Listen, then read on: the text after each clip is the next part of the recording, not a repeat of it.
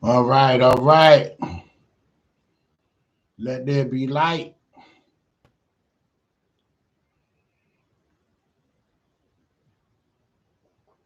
Let's do it. Let's do it. All right. Happy Martin Luther King Jr. Day.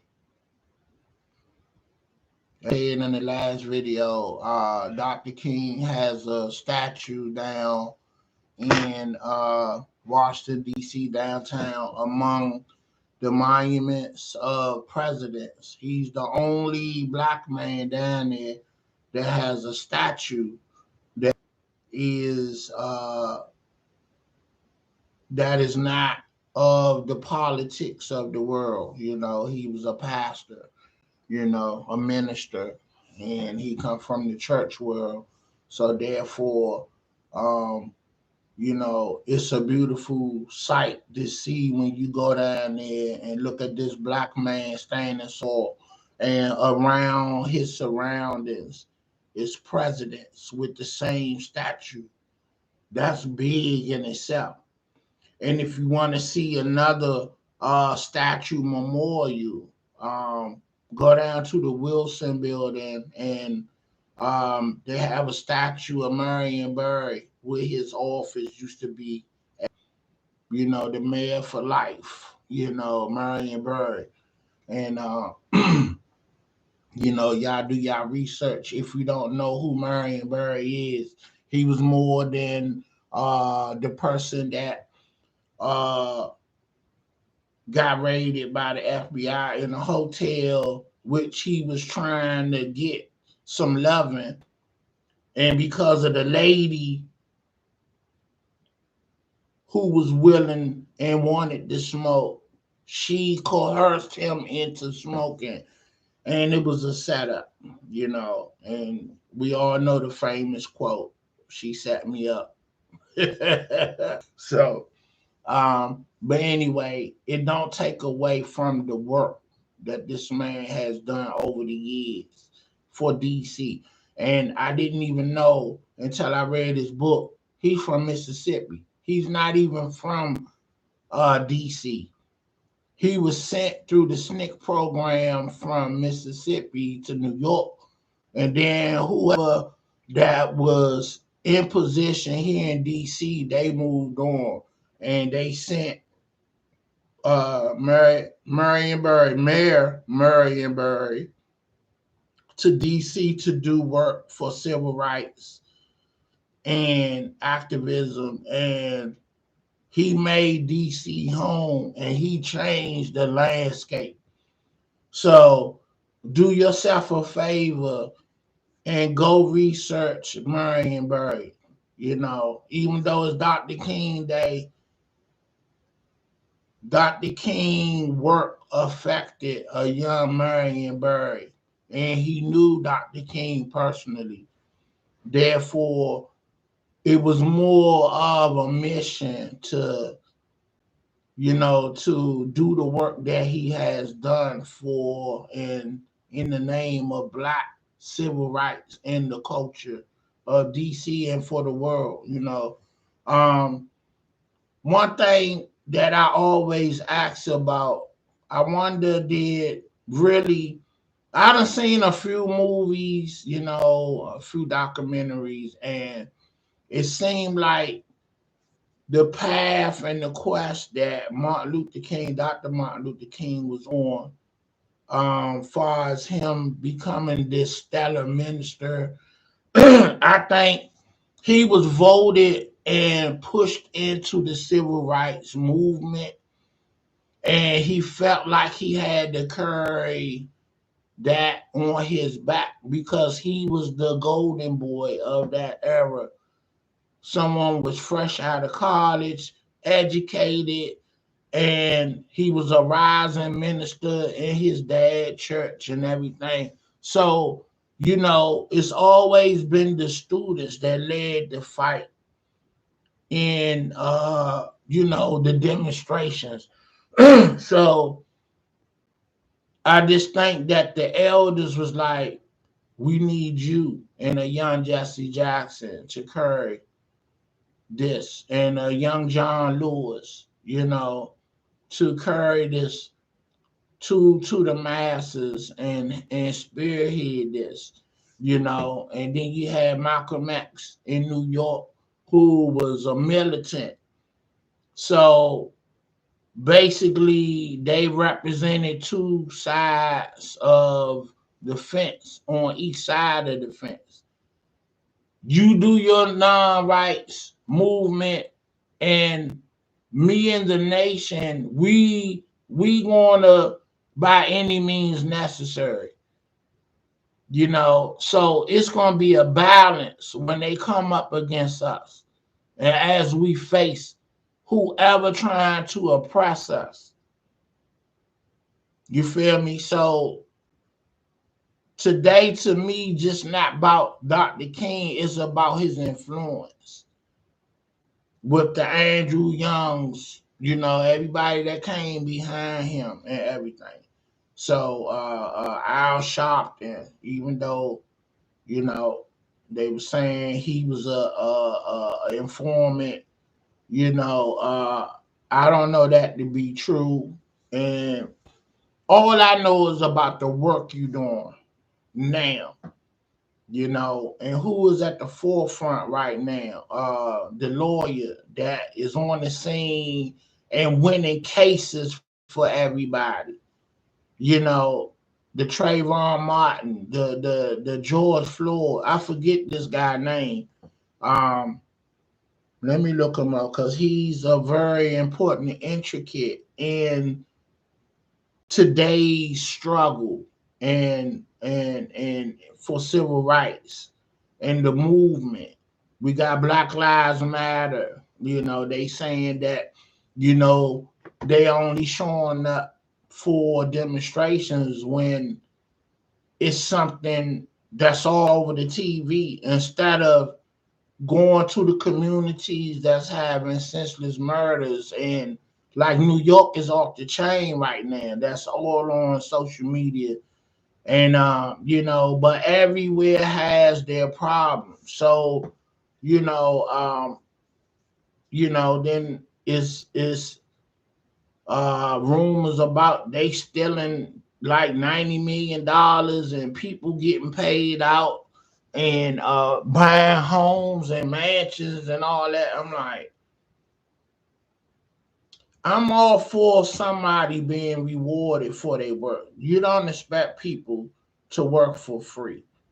You know what I'm saying? You put your time and effort. I'm trying to. Who is this lawyer, man? Let me look up this lawyer name because he's on point. He's fair and he's not a crook. So, uh, I want to give him his props. You know, because he Johnny on the spot with it.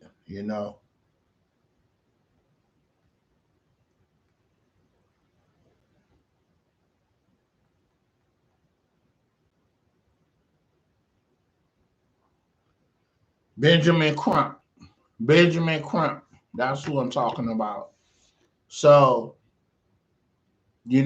he is, the heirs of Dr. King movement.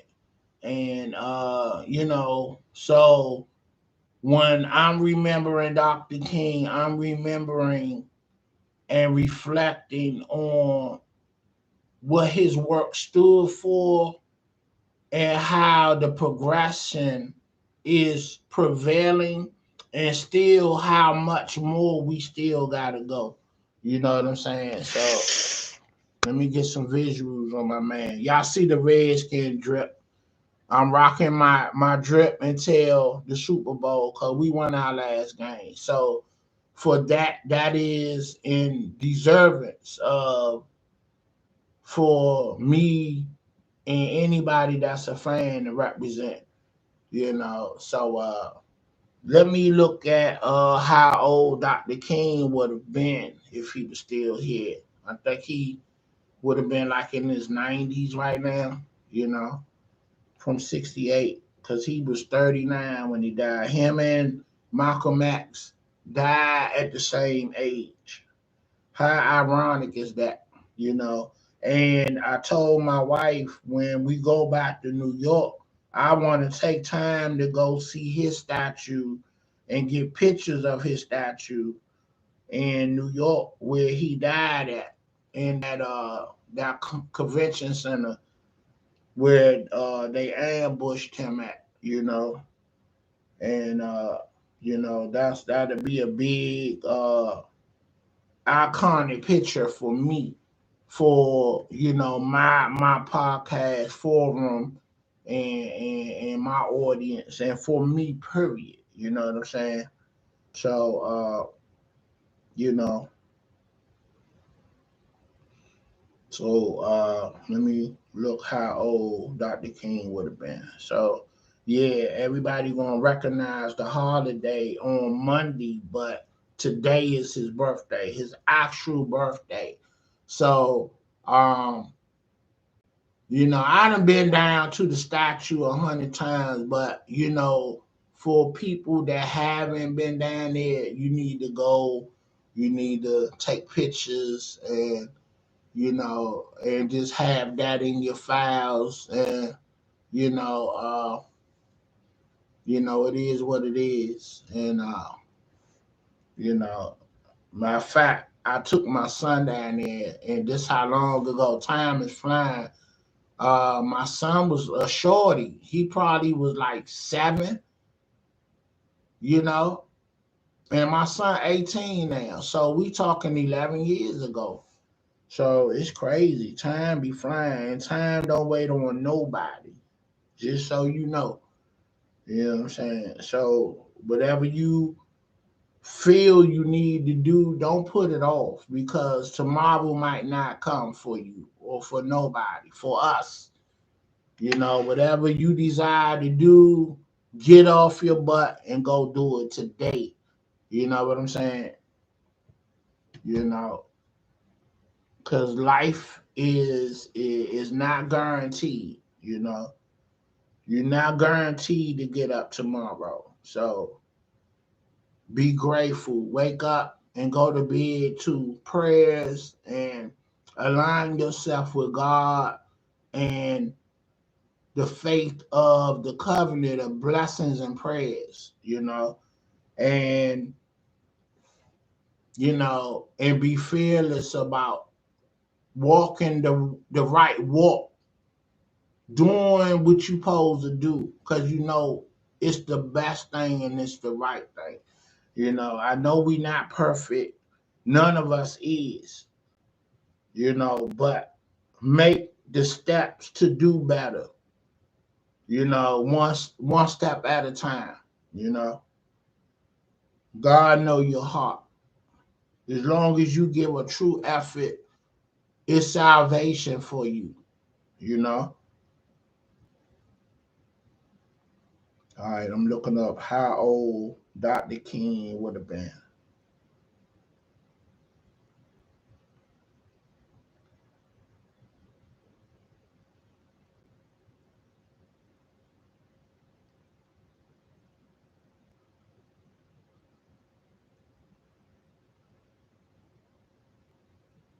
Okay, he would have been 92 years old. He would have been 92 if he would have been still alive. I say about 90 something, from 68 when he got shot. Did you know Samuel Jackson was one of the pallbearers at Dr. King funeral? A young Samuel Jackson. It's a picture out there, and I think Jesse Jackson was one of the pallbearers. Okay, and so yeah, Samuel Jackson went to Morehouse, where Dr. King graduated from, and you know, so that was a big picture when I saw it. But I got away from what I was saying. I was saying that Dr. King, I feel, was pressured, not really pressured, but convinced that it was his duty and he felt it on his heart as well that you need to lead the fight like you was doing, you know, because you are the young blood of the organization, and it's the young energy that leads these demonstrations. Look at all the demonstrations from the civil rights movement, or even now, Black Lives Matter. It's kids out there. I was a part of the Black Lives Matter down in DC. You know, I went down there when they painted Black Lives Matter right across the street from the White House. You know, right there on by the famous church that President Trump held the Bible up upside down. So yeah, it was nothing but young people. And what was beautiful about that was it wasn't just black folks, it was all nationalities. Everybody is tired of the separation. But the powers that be, the evil powers that be, they know that when you keep people separated and beefing, it's a monetary gain to that for whatever reason. And and then they know when people come together, they can't be stopped as a unit. But you can sabotage and you can take down people that is in a separate surroundings. You know what I'm saying? If that makes sense. But my point is, I want to get to it. I want to bring it on home, and I'm going to stop at 20 minutes. I'm at 17. Did you know, like the Dylan Roof situation down in South Carolina, a young Caucasian male came in, like Dylan Roof. He came in that Baptist church in Charleston, South Carolina, and shot them 9 people. A man came into Martin Luther King Jr. Father's church, and he sat up front and asked, "Where is Mrs. King at?" And whoever this person was, they pointed to Martin Luther King's mother, but he was talking about Coretta Scott King. This man, minutes later, stood up and started busting rounds, killing Martin Luther King Jr. moms. But he was after Martin Luther King Jr. wife, Coretta Scott King. I never heard that in the history books, but because I'm a lover of information, and when I watch TV, you know, I scan the channels. I don't watch. I've been a TV buff so long in life that I don't watch the same movies over and over. It's too much content, and it's too much great movies out here that's being produced. There's too many great TV shows. But at the end of the day, when it comes to a commercial, unless I'm really into the movie, I'm changing the channel. And with me changing the channel, and even if it's something that I don't like, I at least give it 2 minutes to zoom in on what they talking about, just to get a little bit of information. Information is power. That's Kathy Hughes' quote. So with that being said, you know,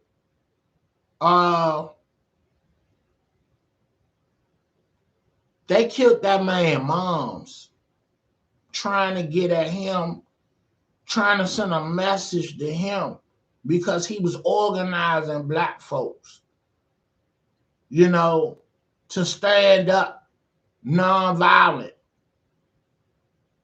Whereas Malcolm X in New York, they was militant with it.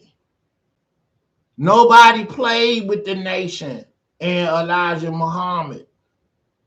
They reform killers, drug dealers, pimps. They done reform these guys, and they were for real soldiers. Don't let the bow tie and that suit fool you. These men were gangsters that got reformed. So in the name of Allah and Elijah Muhammad, and for the culture of civil rights, these men was ready to go there with it. If you get what I'm saying. If you watch the movie Malcolm X, they gave you an insight on how big and strong the nation was. And let me give you a little bit of what I learned as well about Muhammad Ali. Muhammad Ali was getting extorted by the boxing world. They wanted him to take a dive, and he refused to do it. That's one of the reasons why he became a Muslim, because they provided protection for him. And because he wouldn't take a dive, they tried to get him legally to bring him down, because he didn't want to go into the draft and go fight. So he went to jail, and the nation protected him in jail. You know what I'm saying? So I'm just giving you some discovery that the schools never taught us. So that's the beauty of HBCUs and you doing your own research. You find your own discovery. You know what I'm saying? So I'm going to bring it home, because it's at 20 minutes. It's at 21 minutes. I'm going to bring it home. I'm going to say all that to say, was Dr. King life work driven by the death of his moms? I would really think so. Okay? Now, how about if his moms wasn't murdered, or his wife wasn't murdered, because they tried to murder Coretta Scott King, his wife. Again, if that didn't happen, would he been as effective and more passionate like he was? He was relentless. He was so relentless until they had to kill this man to stop his movement. And all they did, they stopped him, but they couldn't stop what was already in place and was already jump-started. The civil rights movement continued. And here we are today in 2022. We have our freedom. We have rights. We still face challenges. It's still work to be done for, to get equal rights and fairness across the board, of just getting your due and respect and an even playing field. It's still separated to a degree, but it's better than now than it was back then. Racism still exists, and a lot of it came out under the President Trump campaign and his 4 years in office. The racism really came back and presented itself that, hey, we still here. We ain't gone nowhere.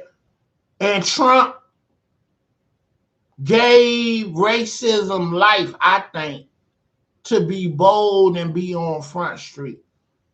So that's what made the Karens now and the Kens that's out here wilding, making false claims, Emmett Tilling folks, like the original crime was in New York in Central Park. The man walking his dog, and he came up on a Caucasian lady that didn't have her dog on the leash, and he was like, hey, ma'am, your dog need to be on the leash walking through the park. And the lady was like, how dare you address me in any manner. You black spook, calling this man all kind of names, and he was just checking her on the strength of, if I wasn't walking my dog without the leash, I'm sure you would have said something. So I'm saying something to you, because I can't. This lady tried to call 911 and act like this man was harassing her and was a threat to hurting her, and he recorded her, and she was so bold to still continue with her mess, and it backfired. This lady lost her job and all respect from the community. Her neighbors wanted her to move. They petitioned for her to move and so forth. So she really messed herself up. So this is where the term Karen, crying Karen, and a man, and it's specifically projected at a Caucasian man, a woman, these names, someone that's making false accusation. Maybe this lady name was Karen, and they just kept that as the metaphor of, when you act like this is how we identify you. You are a Karen or a Kent. You know what I'm saying? So, yeah. So I'm just wondering, did this man get on the tip and say, y'all took my mom, so the gloves coming off, I'm coming at y'all. And through that man changed legislation. He got to Lyndon Johnson and had meetings with him. You know, I recall reading something or watching a documentary about Abraham Lincoln and Frederick Douglass was good friends. Good friends. And Frederick Douglass worked at the White House, if I'm not mistaken, doing civil rights work under Lincoln. And he was like, you need to do this, and that. And he was like, you know, Abraham Lincoln was like, well, how you gonna make me do it? You gotta organize and get the people behind you to make me do something. So I say that to say Martin Luther King, Dr. King took a playbook from Frederick Douglass and riled the people up and rallied the people to make noise through the country of America. So the president had to do something. They took this man moms out of racists, trying to shut him up and shut him down. And he was like, I can't stop now. If it kill me, I'm going forward. And change is going to come. I might not be here to witness it, but it's going to come. I have a dream. You know the famous speech. I'm going to end it like that. I'm at 28 minutes. I'm going to end it at 30 minutes. Dr. King, they put that famous speech on an album. So you can buy this album. I'm sure it's on YouTube. Matter of fact, I'm going to I'm going to look it up now and I'm going to play it. It's only right. It's only right. I'm going to play that I Have a Dream speech, or I'm going to give you just a little bit of it. You know what I'm saying? Just to put you in remembrance, on what this day and this holiday coming up supposed to mean to you. It's a reflection of where we been and where we are and where we going. You know what I'm saying?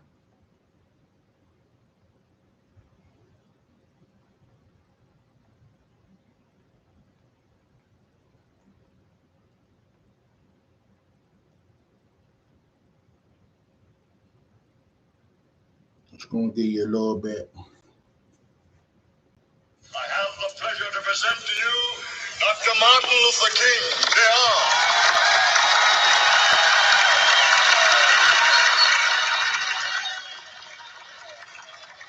I am happy to join with you today in what will go down in history as the greatest demonstration for freedom in the history of our nation.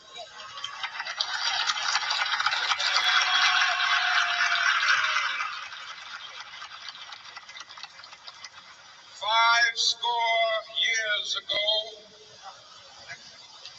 a great American in whose symbolic shadow we stand today signed the Emancipation Proclamation. This momentous decree came as a great beacon light of hope to millions of Negro slaves who had been seared in the flames of withering injustice. It came as a joyous daybreak to end the long night of their captivity. But 100 years later, the Negro still is not free. 100 years later, the life of the Negro is still sadly crippled by the manacles of segregation and the chains of discrimination. 100 years later, the Negro lives on a lonely island of poverty. I have a dream that one day this nation will rise up, live out the true meaning of its creed. We hold these truths to be self-evident, that all men are created equal.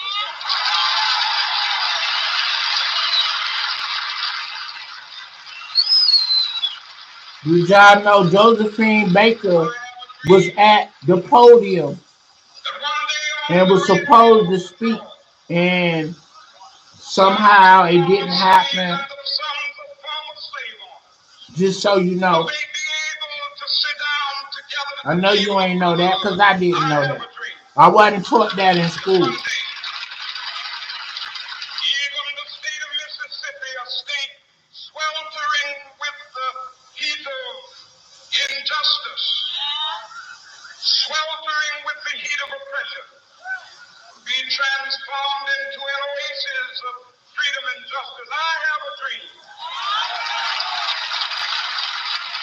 My poor little children will one day live in a nation where they will not be judged by the color of their skin, but by the content of their character. I have a dream.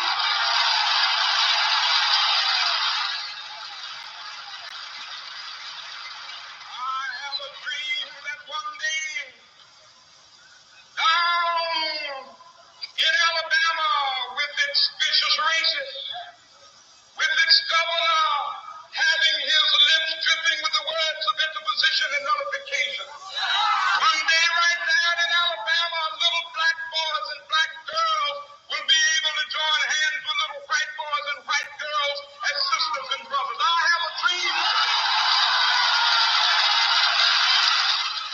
Woo! I feel the power, baby. I have a dream that one day every valley shall be exalted. Every hill and mountain shall be made low, the rough places will be made plain, and the crooked places will be made straight, and the glory of the Lord shall be revealed in all flesh. I know two people would really appreciate this video. My man Nestor Home and General Show. We will be able to hew out a mountain of despair, a stone of hope. With this faith, we will be able to transform the jangling discords of our nation into a beautiful symphony of brotherhood. With this faith, we will be able to work together, to pray together, to struggle together, to go to jail together, to stand up for freedom together, knowing that we will be free one day.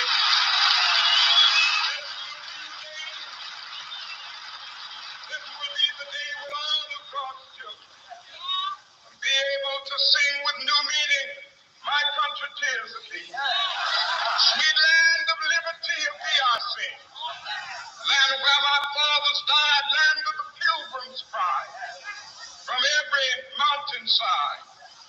Let freedom ring, and if America is to be a great nation, this must become true.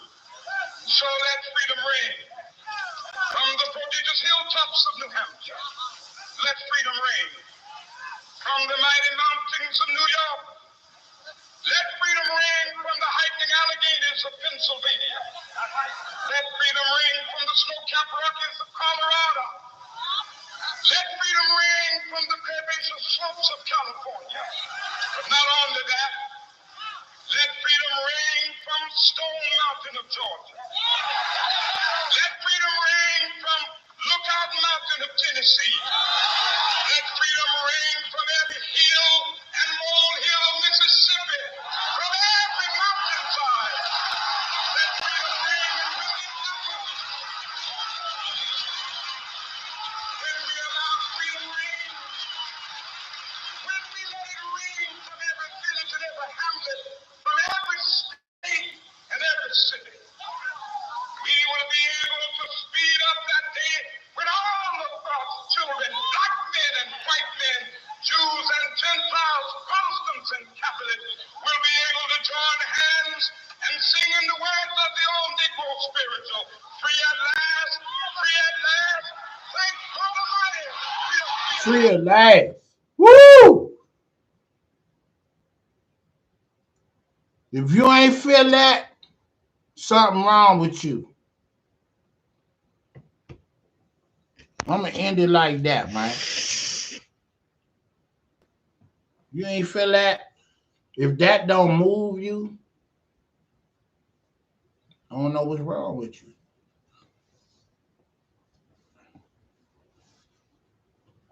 All right. Streets Finest, Big Dave. Like, share, subscribe. Happy birthday, Dr. King. Thank you.